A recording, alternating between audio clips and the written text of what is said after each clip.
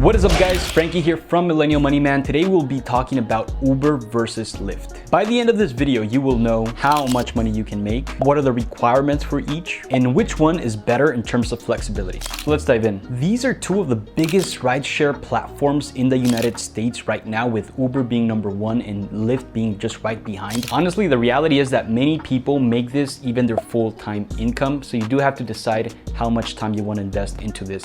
I personally think that it's really good for college students. I used to do it while I was in college, Uber specifically, and it would help me make money throughout a schedule that was formed around my classes. So let's talk about difference number one. That'll be market share. Uber currently takes 25% of the whole rideshare market space. And so it is the biggest platform for rideshare in the whole world. But you might be thinking, what does that matter to me?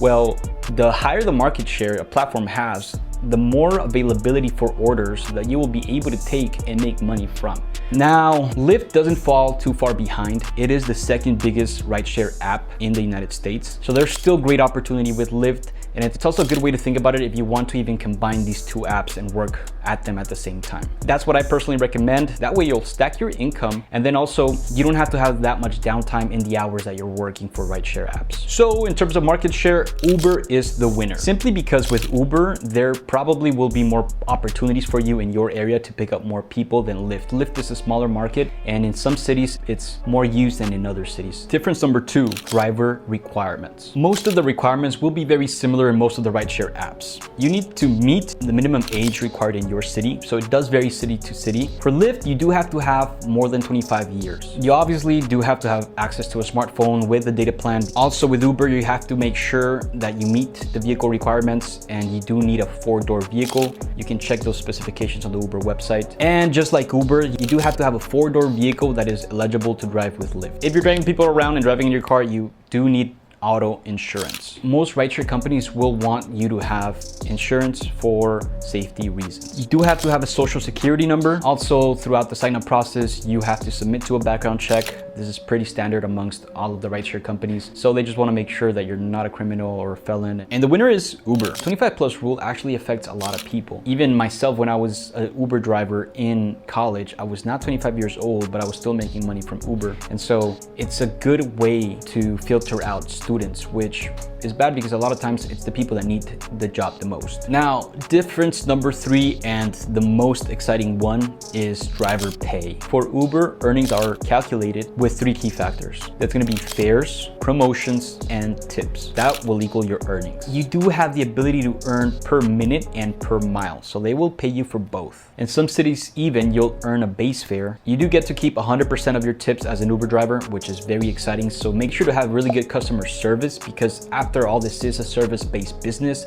You're driving people around and you want to give them a good experience. That will increase your ratings and probably will also increase your tips, which I'm always a fan of. There's a few different promotions driving for Uber. One of them is going to be surge pricing. So when you open up the app, you'll see an area that is red, and that area usually means that there's a lot of demand for orders in that area. So if you're in one of those high demand areas, you will get a multiple on your earnings, and that's what Uber calls surge pricing. One cool thing about Uber that I really like too, that I personally would use a lot, would be the quests. So they offer kind of like missions of finish a certain amount of rides to complete the quest. I do think it's a good way to gamify the experience, and it's also an awesome way to make money because it makes it more exciting. And finally, they do have the Boost Plus promotions. A lot of times when you open up your app, you will see these specific zones or areas that are called promotional zones. And if you start a trip in one of those areas and then finish it somewhere else, then you will get paid a Boost Plus promotion. The way that Lyft pays is very similar. So earnings are calculated with three factors as well. It's going to be the base fare, the time that you spent, and finally it's going to be distance. How far are you driving that person to? Also, just like Uber, you do get to keep 100% of your tips. So keep that customer service in mind. Now with promotions, number one is going to be bonus hour. Bonus hour pretty much gets you paid extra for picking up orders inside of a 1-hour window. Turbo is very similar to surge pricing in Uber, which is pretty much you get to earn about 10 to even 40% more on rides where Turbo is offered and in the specific areas or locations where it's offered. They also have ride challenges, which is very similar to quests. They will tell you a specific amount of trips that you need to take, and if you complete them, you'll get a guaranteed amount paid out and a bonus. They also have bonus zones. So you get a bonus if you do get to pick up somebody that is in a bonus zone. Very similar to the Boost Plus promotion from Uber. And for this specific one, Lyft is gonna be the winner. Lyft has a lot of different ways that you can increase your earnings with promotions, and having a base fare is always very important. And overall, the earnings seem to be a little bit higher according to drivers. Difference number 4 will be schedule flexibility. Flexibility is really one of the most important aspects of these type of gigs. Although you can make a full-time income with both of these platforms, what really drives people to these services is going to be the schedule flexibility and being boss of your own schedule. With Uber, you can pretty much drive whenever you want. You can just turn on the app and see what trips are available to you in your area, or you can drive to other areas that might be busier so that you can get some trips. With Uber, you do have to have a 6-hour log off time every 24 hours. This pretty much ensures drivers, not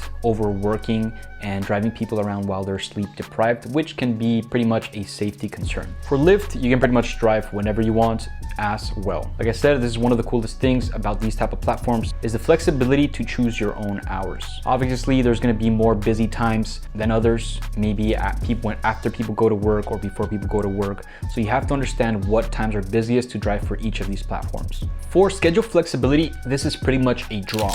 With both of these platforms, you have a lot of flexibility. You can just drive whenever you want. So there's no need to schedule blocks of time to work inside of like other services like you can do with DoorDash or even Amazon Flex. And difference number 5 is going to be driver satisfaction. So understanding what experiences drivers have had for both of these platforms is going to be important for you. I'm just going to draw a little bit of information about each of the companies so that you can understand which one might have better reviews for you to be working with. So for Lyft does have a 1.2 star rating on Trustpilot. This doesn't entirely mean that the whole driver experience is bad, but it does signify a little bit that customer experience and both driver experiences are not as great.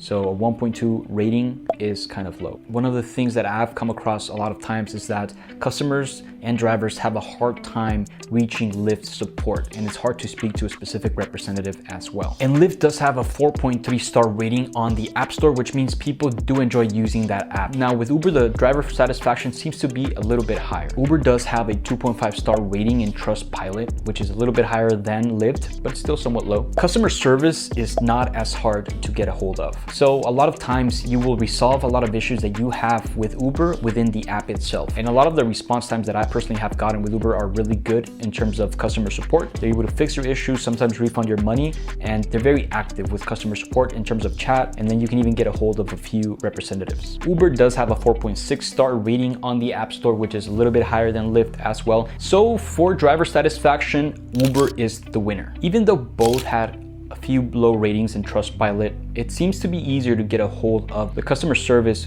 with Uber, as well as they will have a lot of the issues resolved within the app, or you can just chat with them. That is a huge lifesaver if you're caught on an accident or you have any questions about a specific passenger. Knowing that you have somebody that has your back is important, specifically if you're driving people around and you're risking your life and risking others' lives in the matter. Now, after assessing a lot of these factors, the winner is Uber. With that said, each platform is really meant for different type of people, and it really does depend on the current demand that you find in your area. Lyft might be better for you in a specific city where Uber is not as active. So you do have to keep that in mind. So for that reason, I always suggest working for both of the apps. Whenever you have downtime on Uber, you can pick up rides on Lyft, and whenever you have downtime on Lyft, you can pick up rides on Uber. That is what I call the side hustle stack, which means that you're stacking different services that you're working for, and pretty much means that you're stacking money and your earnings as well. Now that you know the differences and similarities of both Uber and Lyft, it's time to start making some money. This was Frankie from Millennial Money Man. See you guys in the next video.